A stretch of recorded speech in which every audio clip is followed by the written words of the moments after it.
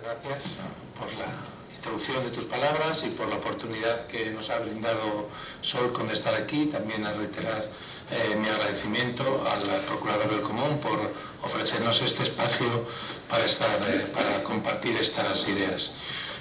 El concepto, la idea de una mesa redonda no es la de hacer, creo, grandes ponencias, sino de poner sobre la mesa algunos elementos para la reflexión y el análisis, también por supuesto con la audiencia. Los humanos tenemos una cualidad impresionante, que es precisamente la que nos diferencia del resto de los seres vivos, y es que somos capaces de imaginar mundos posibles, mundos que no existen en relación con la tecnología, en relación con las comunicaciones y en relación, por supuesto, también con el tipo de sociedad en la que al menos a algunos nos gustaría vivir. Es emblemático, y seguro que la mayoría de ustedes tienen bien presente aquel famoso discurso de Martin Luther King en los racistas años 60 en Estados Unidos: I have a dream, tengo un sueño de una sociedad justa, igualitaria, que no discrimine a las personas. Él, en razón precisamente del color de su piel, pero poco a poco lo hemos ido extendiendo por el impulso de otros colectivos también en situaciones de discriminación, que no sean discriminadas, que puedan vivir en paz, que puedan compartir los mismos espacios comunes, las mismas actividades, por su mismo, las mismas escuelas, bien por su género, porque sean niños o niñas, por su capacidad, por su discapacidad, por su orientación afectivo-sexual, por tantos elementos que configuran algo que es consustancial al ser humano, que es precisamente su diversidad. Esa capacidad de soñar mundos posibles es precisamente la que nos pone en movimiento, la que nos hace transformar las realidades, los contextos en los que vivimos, que lógicamente, porque estamos soñando algo distinto, no existen, y es las que continuamente a esa capacidad tiene asociada una sensación siempre agridulce. Dulce porque con el tiempo uno va viendo el avance en esos sueños, y el ejemplo con el que he empezado también sería paradigmático.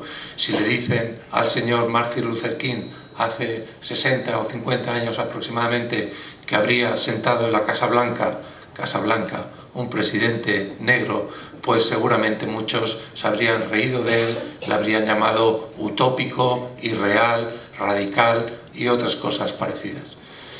Es dulce en estos momentos, desde el punto de vista del derecho a una educación inclusiva, saber que eso se ha convertido precisamente en un derecho, no en algo, en un principio, no en la caridad, que es lo que ha dirigido la vida y de las personas con discapacidad desde la infancia hasta su vida adulta. No es un simple principio bien intencionado de hagámoslo hasta cuando podamos o hasta donde más o menos no nos incomode. Es con toda la fuerza jurídica un derecho, ámbito en el que no voy a osar a entrar con la presencia de mis compañeros, y esto me parece que se ha ido la voz. Por lo tanto, ese es un elemento positivo.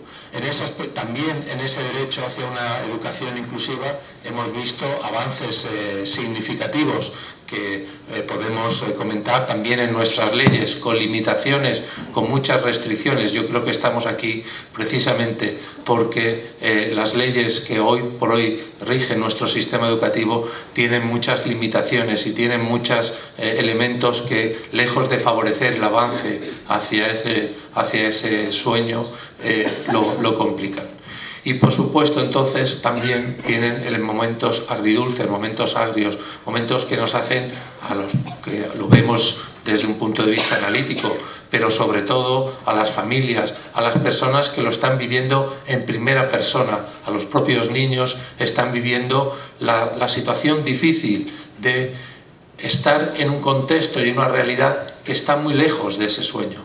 Incluso esa sensación agridulce se acrecienta porque por un lado nos están diciendo por activa y por pasiva, con toda la formalidad que tienen los tratados internacionales y las leyes, que tenemos derecho a que nuestros niños, nuestros hijos, a que Rubén, a que Daniel estén en la misma escuela, que puedan estar sus vecinos, sus compañeros, sus amigos, sus hermanos, y que sea esa escuela la que tenga necesariamente que cambiarse, que adaptarse, que introducir prácticas, formas de organización, de enseñar, de evaluar, acordes con ese sueño, y sin embargo estar viviendo un sistema y unas prácticas educativas que lamentablemente están todavía muy lejos de esa situación. La sensación agridulce también viene desde el ámbito, desde el punto de vista de que, aunque parezca paradójico, sabemos mucho, porque hay mucha investigación, hay mucha práctica y hay mucha realidad, hay muchos ejemplos que nos muestran todos los días en muchos lugares del mundo que lo que estamos hablando no es teoría, no es simplemente una elucubración de unos filósofos del derecho o de unos filósofos de la educación. Es una realidad cotidiana en muchos lugares del mundo, en este país y en esta comunidad también, donde se hace posible, con limitaciones, con elementos mejorables, pero donde se hace posible. Sabemos perfectamente entonces los componentes, los elementos que necesita esa escuela. Sabemos perfectamente que es una escuela que tiene que estar muy fortalecida precisamente en los valores, en tener claro cuáles son los valores que van a dirigir su acción educativa. Que sea una escuela, por lo tanto, que ha pensado y repensado sus proyectos educativos y que ha hecho propios, por otra parte, lo que es una obligación, asumir los derechos humanos como guía fundamental de esa práctica educativa. Sabemos perfectamente que los centros que promueven prácticas inclusivas son centros en los que existe una amplia y potente cultura de colaboración del profesorado entre sí, del profesorado con las familias, que promueve la colaboración de los propios alumnos entre sí a través de estrategias, de métodos cooperativos, que se vinculan fuertemente con su comunidad local. Precisamente porque es desde esa colaboración, desde ese todos a una, desde ese aunar esfuerzos y manos, desde los que es más fácil soportar o conllevar o avanzar en ese trabajo de movernos hacia ese horizonte, hacia esa meta, hacia ese sueño que ahora estamos llamando inclusión educativa. Son centros también que se caracterizan porque su profesorado es un profesorado que tiene tiempos, oportunidades, momentos y condiciones para pensar, para reflexionar. ¿Qué estamos haciendo? ¿En qué medida tales o cuales prácticas? ¿En qué medida esta forma de enseñar? ¿En qué medida esta organización? ¿En qué medida esta forma de relacionarnos con las familias sostiene los valores que hemos dicho que son importantes? Y vuelvo a recordar que el primer elemento fundamental de todos los centros inclusivos es el hecho de que son centros que han pensado y han asumido con honestidad y con responsabilidad los valores propios de la igualdad, de la no discriminación, de la consideración de todas las personas, de la dignidad de todas las personas, independientemente de sus condiciones personales. Son centros que tienen fuertes liderazgos, no de personas, no de caudillos, sino de equipos que han sabido, entre otras cosas, precisamente crear las condiciones para que los profesores y las profesoras sean capaces de pensar y repensar sus prácticas, sean capaces de introducir precisamente algo que es consustancial con este proceso, y es cambios, innovaciones, mejoras. La escuela que ustedes han vivido, miro por aquí y no veo mucha gente joven, cosa que no está mal, yo tampoco lo soy. Lo hago simplemente para señalar que la escuela que nosotros hemos vivido no era una escuela inclusiva. La escuela que nosotros hemos vivido, la forma de organización, el currículum, no era una escuela que favorece este sueño. Por lo tanto, necesariamente tenemos que cambiar esa escuela, tenemos que transformarla. Y eso supone implementar, llevar, sostener durante largos ciclos de trabajo procesos de cambio, de reflexión y de mejora. Para eso se necesitan equipos educativos con una claridad de propósito, con una capacidad para crear esas condiciones que permitan a los docentes trabajar. Son precisamente algunas de estas condiciones las que vemos que no está favoreciendo para nada las nuevas leyes educativas, y es en ese marco en el que también observamos esas leyes lamentablemente como un obstáculo, como una barrera en este proceso. No tomaré este cambio de voces y de sonido como un boicot que me hace mi buen amigo Miguel Ángel, sino como un defecto del sistema. No quiero tampoco abusar del tiempo que se nos ha dado a cada uno de los ponentes. Quiero resaltar una idea final.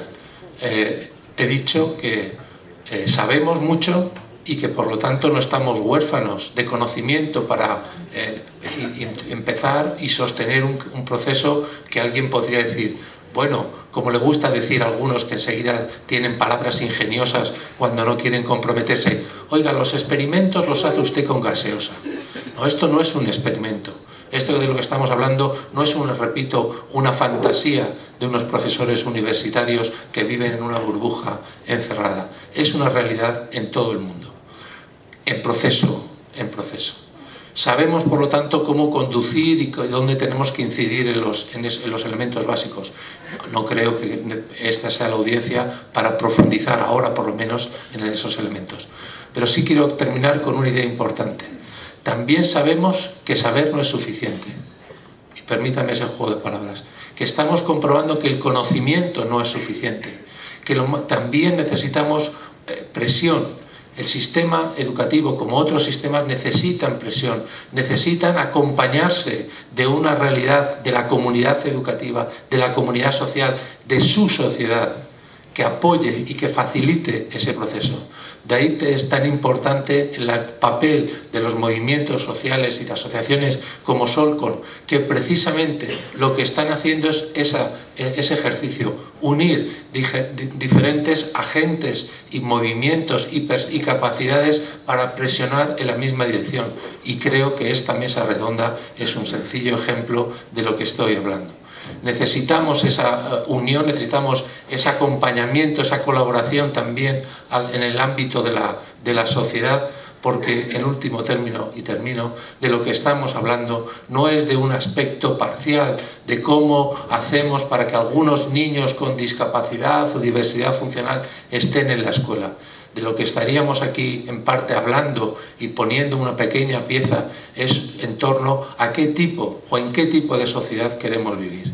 ¿Cuál es el proyecto social que cada uno de nosotros, individual, colectivamente, políticamente, queremos para nuestra sociedad? Si queremos, por lo tanto, una sociedad incluyente, la tenemos que preparar en una escuela inclusiva. Nada más. Muchas gracias.